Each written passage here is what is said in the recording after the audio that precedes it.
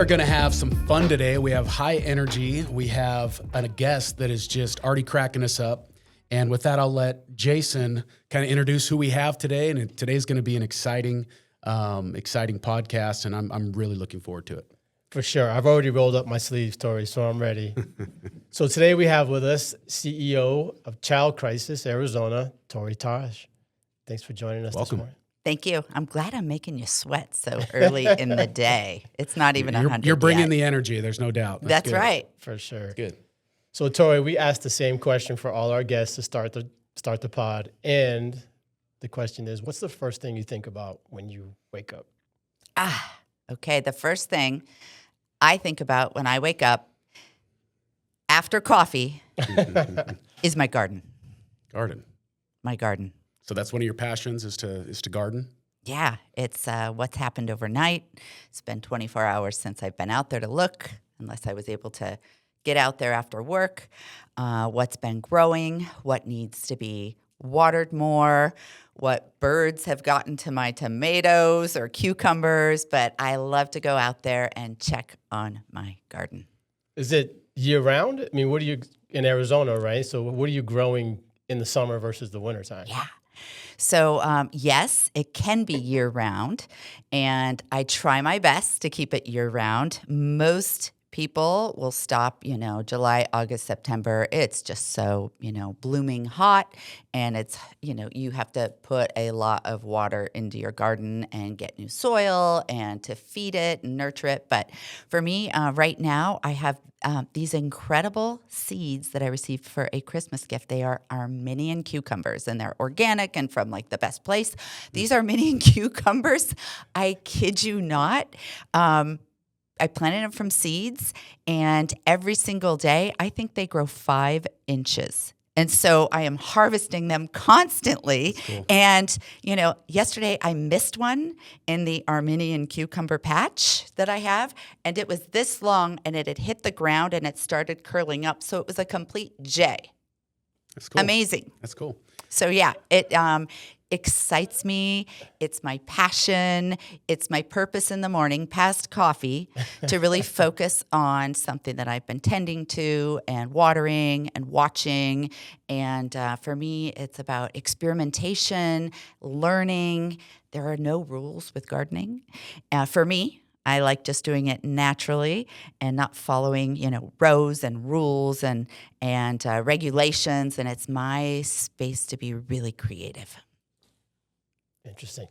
It's also, you can see, so sometimes when we make investments in our business lives, those don't pay off for many years, right? Or sometimes many months. But to see the changes day to day, that's off, like cutting my grass or something like that, right? There's a reward that you see based on what you just accomplished or have just seen. So, well, you brought up words like passion, tending. I mean, truly a lot of things that you do as the CEO of Child Crisis Center. So why don't you tell us, if I never have heard of Child Crisis Center or the nonprofit that you lead, what is it? Why do you do it? Tell us a little bit about your business, your nonprofit that is 400 plus employees strong here in Arizona. Yeah. So we are one of the larger nonprofit organizations that I affectionately say social benefit corporations or social benefit organizations. I like that. Because with nonprofit, people think, oh, that's really sweet that you work for a nonprofit and you probably have offices in a church basement somewhere and you're, collecting things to give to people.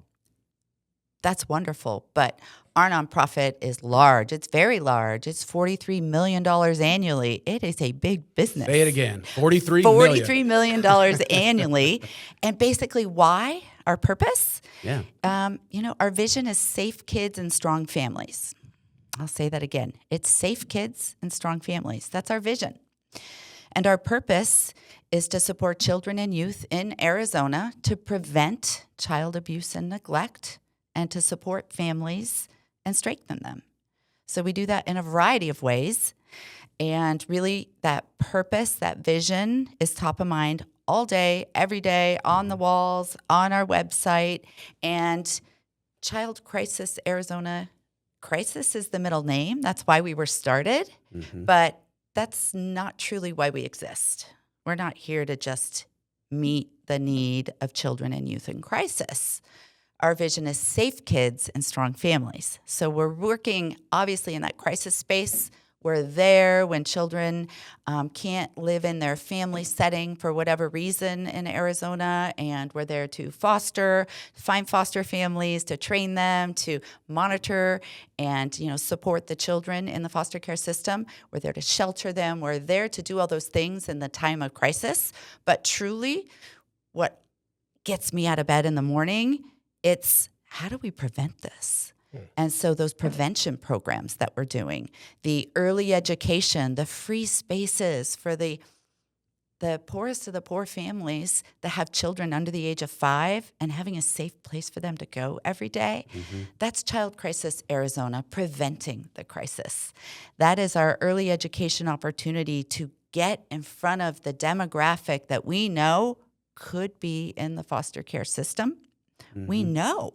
We already know as a society which children are most at risk. And so the more that we can do to prevent with those early education programs, with those family education programs, that's what excites me, doing all that work. But forever, we will do the crisis work at Child Crisis Arizona. We will be there. But more importantly, how do we prevent it? How do we stop that generational cycle of abuse, neglect, poverty, all those things? Is by wrapping resources around the families that need us the most. So that's a little bit about what Child Crisis Arizona does. Love it. What does that need look like, Torrie? I mean, globally in the state, right? Because I think hear you speaking before, obviously, but then learning more about child crisis, what's the overall underserved need, the overall need and the underserved need in Arizona currently? The need is great. It continues to grow. I wish I could work myself out of a job. I wish that 425 individuals would have a different kind of a role, but there will always be a need. And we're not going to end child abuse and neglect. But our North Star is that vision, safe kids and strong families. So everything that we do is about making sure that there are safe environments, safe places to go, a safety net for the children and youth and those families that have, no other alternatives. And so the need is great. It's going to continue to grow. We need to continue to expand our services. And it's been great over the last almost 10 years. We've been able to really scale and grow significantly our services. So services, let's go into some of those. Stronger families, I think everybody can get on board with that. We want stronger families. But a lot of us don't have that in front of our face every day. We don't know the need that's going on. We don't know all these families that are in crisis or suffering or children. So tell us about some of the resources or what's an ideal family need and resources that you provide. It's support when children are young, typically. Okay. How young? 0 to 5. Okay, so you will take... That is the sweet spot. And so if we can provide those resources to the families when they're 0 to 5, the great safety net we have in the U.S. is the public school system. Most kids go to a safe place and they get their nutrition and they get individuals that can pay attention to them and care for them and help them learn and thrive once they get to public schools. It's before that time. Where you have, working families and not enough resources to, have enough food, diapers, affordable childcare, a safe environment, fresh foods, all the things you need to really nurture children so that they can thrive by the time they get to the public school system. And so we are there trying to, have those early education centers. It's not enough, that keeps me up at night too. We're able to serve, 300 children between 0 and 5 every day before they get to go to the public school system and wrap services around them. But I wish that could be, double, triple. There are lots of people doing that work because in our homes and shelters and in our foster care system, we've got, today there's 10,000 children in Arizona who are in the foster care system who are in foster care or what we call out-of-home placement. Mm-hmm. There probably should be a lot more. The resources aren't there in our state to be able to support those children and have them in a different kind of setting. So unfortunately, they remain in settings that are not as healthy as that we would like them to be in. So those are some of the services, Makes the sense. early education, the foster care, the adoption, the shelter work that we do. I mean, that's there. And then in addition to that, services could range from, our outpatient counseling center, behavioral health services. That's huge. Ever since COVID, there have been huge increases with the number of children and youth and teens and young adults with anxiety, with depression, and with all sorts of issues. And so we need to be able to serve individuals, youth, children, families as much as we can with those kind of services. That makes sense. And you do those services. I've seen one of your new facilities over there on Rio Salado and Country Club, and I told you offline here that I grew up right by Westwood. That used to be a gas station that I used to get Slurpees as a kid, ride my bike there. But it definitely turned into a pretty nasty corner, and you guys have revitalized it and do a lot of your services there. I think it's super cool. Is that where your corporate office is too? Yes, it is. Okay. It's right there. And we were able to, like you said, kind of clean up that corner and just kind of revitalize that neighborhood. There are, so many apartment complexes in that neighborhood. We are in a census tract where the families there, they are living 100 to 200% below the poverty level with their income levels. And so when you have a 4-bedroom apartment over there, there are actually 4 families living in a 4-bedroom apartment with each entire family living in 1 bedroom, sharing a kitchen. And so what we see a lot, those families, they are sharing this kitchen, they're eating to-go meals, prepackaged things. And so with our new wellness center, we're able to do food boxes. We have a fully licensed kitchen. We are hoping to start teaching gardening classes and nutrition for that neighborhood to come in and realize that it might take longer. We know you don't have the resources in order to cook and to buy all the fresh ingredients, but it truly will help you and your children in the long run. Cool. So you said you didn't want this to be a boring podcast. No way. Are you bored? No, This no. is fun, right? All Yeah. right, good. Yeah, for Jason, sure. what do you got for Torrie? Yeah, no, we have an acronym. Our core values, we call it people. The first P is obviously people. And then we go into enthusiasm, ownership, performance, loyalty, and empathy.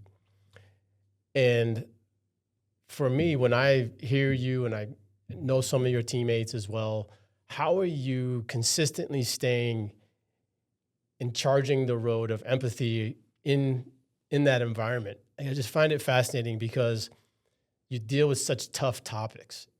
And anytime there's kids in crisis, that's a different feeling for lots of people, myself included. So how are you leading through that, Torrie, consistently? And how are you just reminding folks of the value that you bring and not having 20 kids in your home every night, Yeah. So compassion fatigue is a real thing with a lot of our professional staff and employees. I haven't heard that term before. Yeah, compassion fatigue. So it's sense. real. But what I try and do is reframe that and look at all the opportunities that we're providing. And it's kind of like that starfish parable. If you've ever heard about that, about the little boy on the beach that, is flinging his arm and there's, an older gentleman walking down the beach the other way. Like, what is that young man doing? And so, there's this wonderful parable story. But basically, the older gentleman gets to the point on the beach and sees, hundreds of thousands of starfish that are stuck on the sand because the tide went out. And this young boy is taking one starfish at a time and flinging it back into the ocean. And the gentleman says to the young, boy, well, you can't possibly think that you're making a difference by throwing these starfish back into the ocean. And the little boy continued to just, grab one and fling it out and grab one and fling it out. And he said, well, it meant something to that one. It meant something to that one. And so that's the kind of reframe we have to do at Child Crisis Arizona. We are not going to save all the children that need our services. But when we save one and we celebrate. And we know it's going to perpetuate, that next generation will be saved also. And so we have to think of it that way. When we can stop that cycle of generational poverty, abuse, neglect, and re-equip individuals, parents, even as teenagers, with parenting skills that their parents didn't have. All parents, truly, every expert agrees. Everyone wants to be a good parent. But parenting is a learned behavior.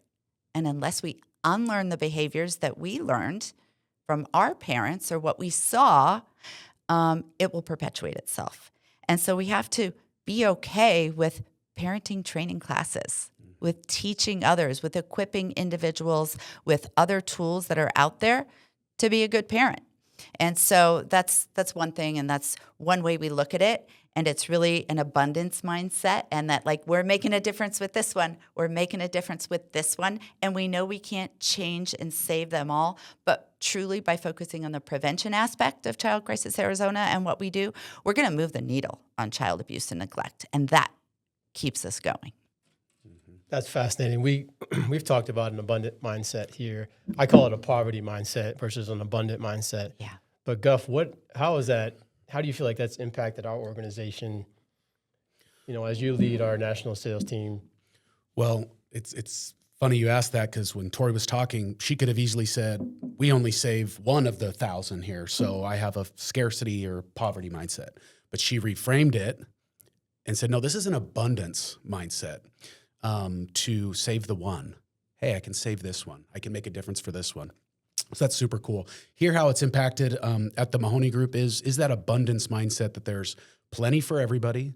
The piece of the pie is not finite. There's a lot that we can do if we find kind of our purpose, and if we find those like-minded clients that are like us. And so something that Torrie's been saying this whole time that's kind of got me thinking is, you said, hey, that's our North Star. There's always going to be a crisis. You've said, I can save the one, I can't save them all. And in business, a lot of times we strive towards the ideal, or we have a goal we can check off the box. When you're purpose-driven, like Child Crisis Center, you always have that empathy or that fuel to the energy that you're looking for. And so, but if you're running a business, you need to be purpose-driven. And if you're running a social benefit, do I have the social benefit organization? If you're running a social benefit yes. corporate high-performing social benefit corporation, community. High-performing. Yeah, there you go. High-performing. Then, you also need the financial chops and the business acumen too, to run a 40 million plus organization, 400 employees, all these things. And so I've just learned a lot from this conversation. You can reframe so much in your life, be either abundance or not. And so I just want to say thank you. You've taught me a lot here. And I hope everybody that's listening checks out the Child Crisis Center and donates money. And just know that your money is in really, really good hands. She's not going to spend it all on her home gardening, okay? No. She is making a difference and benefiting our community. And when she says, my purpose is stronger families, that is all of our purpose, really. I love it. So you gave me some juice today. That's great. And I think where we're in alignment, the Mahoney Group and Child Crisis Arizona, is that we believe, what drives us, there's an abundance of good in the world. Mm-hmm. And we all do have a purpose. I truly believe that we all have a purpose, whether it's in your professional life, in your personal life, as a parent. But I truly think that the more self-aware that we all become and really look at our why and our purpose and really feel good about what we do every day, all day as professionals, you start to shine. and that alignment that, nonprofit social benefit organizations can have with our vendors or partners is truly remarkable. So I find it interesting that, Jason, you are wearing purple today, and I am wearing purple today. It's one of my new favorite colors. And so I just feel like, maybe that wasn't an accident. I don't know. But I really, truly have, you go back to leading with your heart, which is important, but leading with our heads is just as important. And so, it sounds great, all these things that I'm saying, and we're saving children, but at the same time, I'm running a business. And so I have to think like a business person. And so I just want to give a shout out to the Mahoney Group because I really feel like when Jason came to us and we partnered 3 years ago, you came to us and you educated, myself and the entire team on how we could look at our benefits program differently and this partial self-funded idea and the dollars it would save. And for me, the dollars saved, that's an important business decision I had to make. And it came back where there are hundreds of thousands of dollars that we have saved every single year. And it all goes back to us being able to invest those dollars saved back into our programs and our services. So I think social benefit organizations think like a business. Also, it's exciting and fun and it sounds good, but we need to think like, business individuals. And as the leader, I think, one of the best things I can do to lead the organization is to have a margin, not think scarcity approach, and have a nonprofit mindset. If there is no profit, there are no raises, there are no additional services, there are no anything, nothing can be better. And we are always striving to be better as an organization. So with that, I wanted to just fit that in because as a leader, it is my job to make sure that we're fundraising and that we're partnering with individuals who can support us financially, because the purpose, we can't strengthen families and keep kids safe without the green stuff. So those dollars. So thank you for that, Jason. Jason, before I throw a question to you, something we say here a lot is if your why doesn't make you cry, then your why sucks. And so, and I think that's awesome that you found it and that you spread that throughout your team. But Jason, what is it like? You work with a lot of business owners and a lot of business leaders here in the Valley. What has it been like working with this, ball of energy over here, Torrie? It's been amazing. It really has been. Not only her enthusiasm is incredibly infectious, but I've watched you lead in a conference room all the way to being on stage at the gala and the fundraising. And it's just amazing. It's the same Torrie every time. It doesn't change. It's not situational. It is the passion, purpose, and cause that you have is unbelievable, and it's infectious. And to see the community rally around Child Crisis, it's unbelievable. And it's every time. And so your leadership, just watching that is amazing. So I'm always trying to get better as a leader. And I've walked out of our meetings taking notes often, just in how you approach it, your thoughtfulness, just you're able to handle moments incredibly well. So whether it be, and it just to be naturally yourself all the time, that's an incredible gift for sure. I appreciate that. So Torrie, what's the one? I know it's hard sometimes to relate to just one family or one child, but what's the one child or one story that still sits with you today after your many years of service in helping children? There's a lot of stories there, but I typically go back to one because it's one of my first stories. I was 22, recent graduate from ASU. I was in my first shelter job, working as just what we call line staff. And James and his brother came in. They were 10 and 12, and, every imaginable thing. The cigarette burns, the, scabies, the lice, the skin infections, the eye infections, and they had been living by themselves for over a month in an apartment.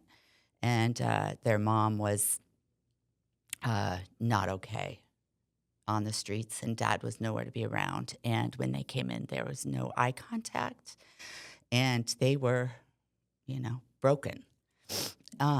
And this is not a sad story. This is a happy ending. So, but I go back because it was one of my first encounters, and I think that just stayed with me. And how long ago? Yeah, was this? 1992. I mean, it was a long time ago. You're telling the story like it happened yesterday. Yeah, because it's really real.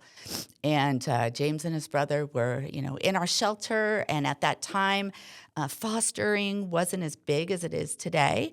And so they stayed with us for a year and a half. And it was great because I remember every shift and being very young in this field and learning, they were coming out of their shell. And they eventually got to eye contact and then talking more. They weren't very verbal. They both had severe, physical issues and emotional trauma. But they started healing, and they had a place to thrive with the current shelter system. And I worked in this shelter. And, I'm going to end the story there and fast forward 15 years. I've been doing this work a long time. I am now running a transitional housing program for formerly homeless men and just men. And I am giving a tour to the director of housing for the state of Arizona because we needed a new roof. The roof had holes in it at this homeless shelter and transitional living center. And so you've got a homeless population, people experiencing homelessness living there, and then there are these 18 beds for men who were working and doing well, but they needed, transitional housing for whatever reason. There is this, I'm giving a tour, doing a pitch, asking for $500,000, $1 million, whatever it was for the roof. Mm-hmm. And there is this man following me around. And my CEO at the time and this director were like, "Do you know him?" And I said, "No." And they're like, "Are you okay?" I'm like, "Yeah, it's fine." There's a bunch of guys there. I'm the only female. And they were being protective. And so finally at the end, this young man came up to me, and I knew immediately it was James. And he looked 40 years old. He was weathered, and, his skin, you could just tell he'd been through it. And he said, "Are you Torrie?" And I said, "Oh my God, James."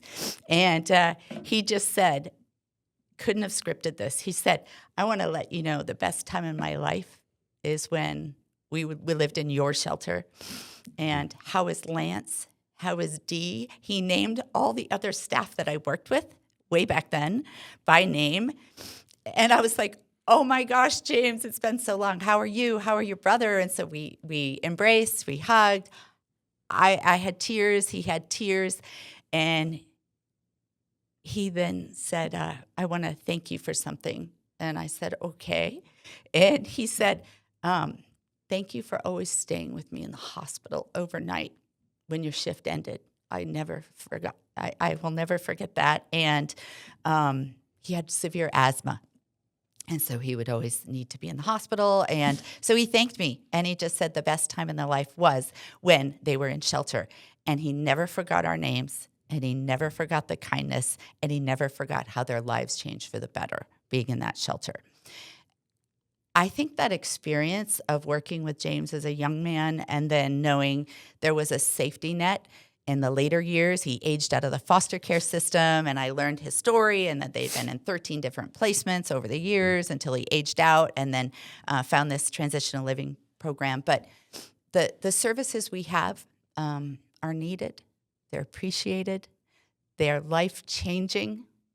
And if he and his brother didn't find their way to the shelter and have some of the services that we're able to provide to keep kids safe and to strengthen families, I don't think he would be as successful as he is today. So that's my memory. It is a happy story, and he was doing very, very well.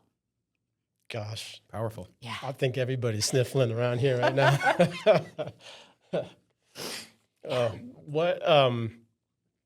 How can people support Child Crisis? So the business leader is coming out of me. It's a financial gift. Okay. That is truly the highest and best way that you can support us. If you can't open your home, and not many people can, to open your heart and your home in a room and you want to foster, that's great. But that's a huge commitment. Every single person can help a child in foster care for free in Arizona. For free. It's a win-win. We have something called the QFCO, Qualified Foster Care Organizations. It's a tax credit program in Arizona. If you bring in some kind of dollars that you have to pay a state tax, and we all do, you can take those state taxes and move them over to Child Crisis Arizona because we are a QFCO. So it's about $600 and some odd for an individual filing on their tax return, or it's about $1,200 for a couple. That is the best way everybody can help Child Crisis Arizona to help those children and youth in foster care. And so that's the best way. Go to our website, click on the Qualified Foster Care Tax Credit Organization, make a donation today. That's the best way. So you can either pay the $600 or the $1,200 to the state of Arizona or have it go directly to Child Crisis. Yeah. So you make a donation to us, it comes directly off what you owe in taxes. Win-win. Win-win for sure. What's next, Torrie? What's the next chapter look like for Torrie Taj? More gardening, more traveling, but I'm going to continue on leading Child Crisis Arizona. We've got some exciting things happening. We want to continue to be sustainable. We want to grow in our services, but we have to do that intelligently and not grow too fast. We've grown significantly over the last 10 years. So right now we're kind of catching our breath, but we do have a growth version 2.0 map that's already in place, and it's building up the community even further in the neighborhoods that need us most. And so doing that, but right now we have a naming campaign that I just thought about. It's not quite July, but we're kicking it off in July. Cool. We have What's a that? naming campaign for our early education centers. Okay. That's that prevention.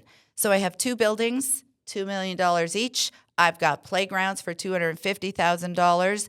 I've got classrooms for $100,000, and then small areas for $50,000. So if there is anyone out there listening to this that would like to leave a legacy, to make a significant contribution, $2 million down to $50,000, you can pay it over a couple years. I would love to put your name, your business's name on one of those classrooms, on that playground, on these safe environments that we have to keep kids safe. That's what's new. Thanks for the question. You bet. Torrie, thank you for spending some time with us today. It's always great to be around you and spend time with you, so thank you. Loved it. Appreciate you. Cheers to the Mahoney Group, and thank you. And I hope you continue to do your work and know your why and your purpose and educate other social benefit organizations and businesses how they can save money on their, their healthcare benefits. Thanks, Torrie. All right. Tune into next week's episode with Andy Neary, founder of Complete Game Consulting. This is TMG People First Podcast. See you next week.